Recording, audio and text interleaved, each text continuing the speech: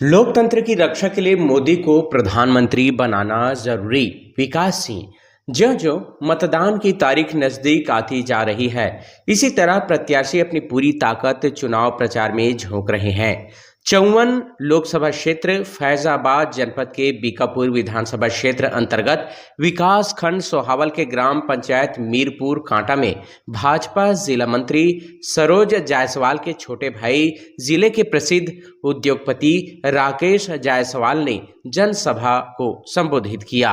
इस दौरान हजारों की भीड़ में पहुंचे फैजाबाद से भाजपा सांसद प्रत्याशी लल्लू सिंह के पुत्र कबड्डी संघ के अध्यक्ष विकास सिंह, भाजपा कार्यकर्ताओं और समर्थकों ने फूलमाला पहनाकर मोदी योगी जय श्री राम भारत माता की जय के गगनभेदी नारों के बीच उनका जोरदार स्वागत किया।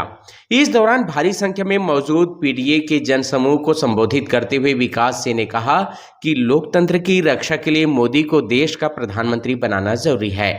श्री सिंह ने कहा कि वर्ष 2014 से पहले योजना का लाभ लेने के लिए देश की जनता को 2-2 किलोमीटर लंबी लाइन लगाना पड़ता था। आज मोदी जी की योजनाएं आम जनता के दरवाजे पर दस्तक दे रही है। सबका साथ, सबका विकास, सबके विश्वास के साथ भाजपा सरकार की नीतियां आम जनमानस के लिए फलीभूत हो रही है। उन्होंने कहा कि देश का विकास और पिछड़ों, दलितों सहित आम जनता के विश्वास पर खरा उतरना ही मोदी की गारंटी है। इस दौरान विकास सिंह ने कहा कि मोदी को प्रधानमंत्री बनाने के लिए कमल का फूल बटन दबाना जरूरी है। इस अवसर पर विकास सिंह और भाजपा नेता राकेश जायसवाल ने मौजूद जनता का अभिवादन किया और भाजपा सांसद लल्लू सिंह के लिए आम जनमानस में वोट की अपील की और जनता का अभिवादन किया।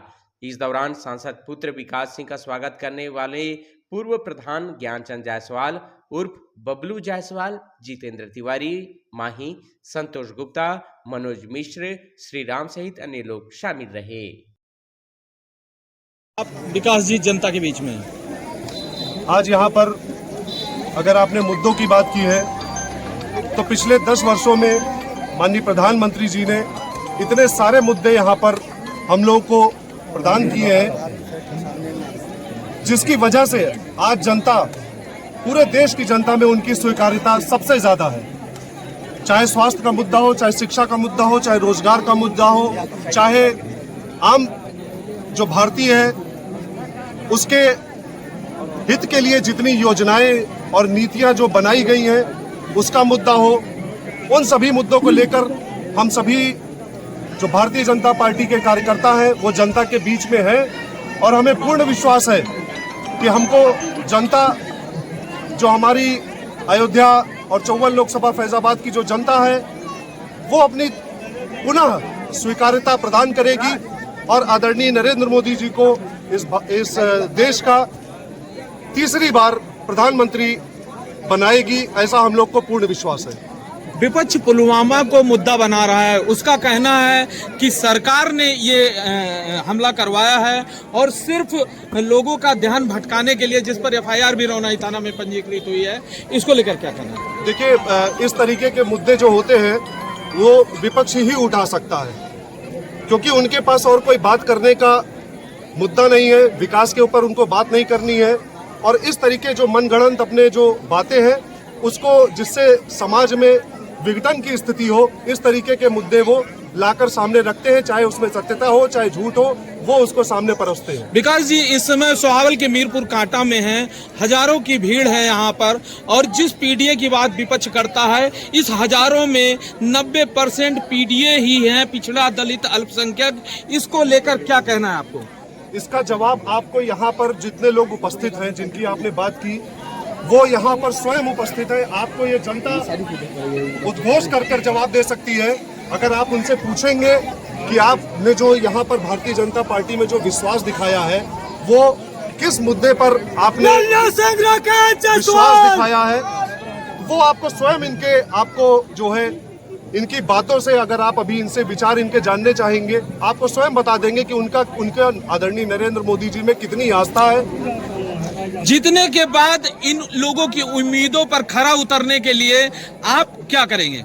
देखिए, पिछले 10 वर्षों में आदरणीय नरेंद्र मोदी जी हो या हमारे माननीय मुख्यमंत्री पूज्य महान श्री योगी आदित्यनाथ जी हो, इनके नेतृत्व में सरकार ने इतनी सारी योजनाएं यहाँ पर आम जो सबसे समाज में सबसे पीछे पिछड़े पायदान पर खड़ा व्यक्ति होता है उसको प्रदान की है।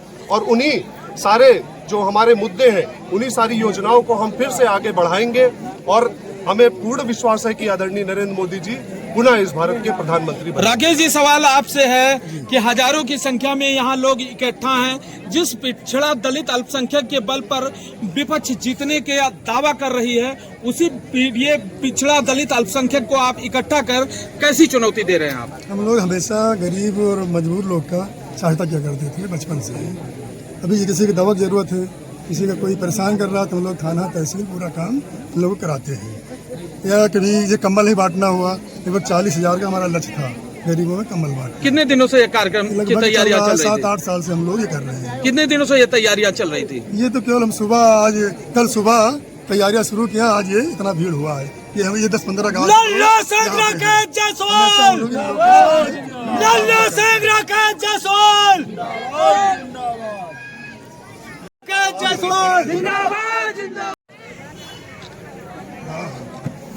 आ जाओ।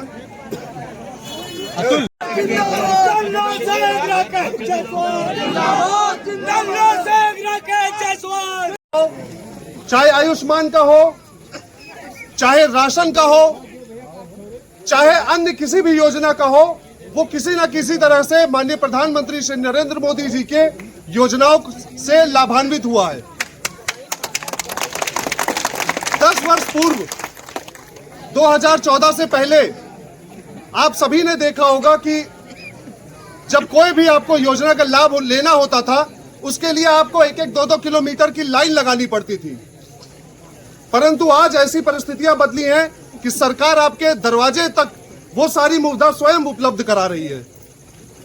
तो सरकार नरेंद्र मोदी जी का जो हमारे प्रधानमंत्री जी का जो उद्देश्य है वो यही है कि जो हमारे समाज के वंचित, शोषित, पीड़ित जो हमारे भाई बहन हैं उन तक सरकार की योजनाएं डायरेक्ट किस तरीके से सीधे उन तक कैसे पहुंचे, इसके उन्होंने एक रास्ता हम लोगों को दिखाया है।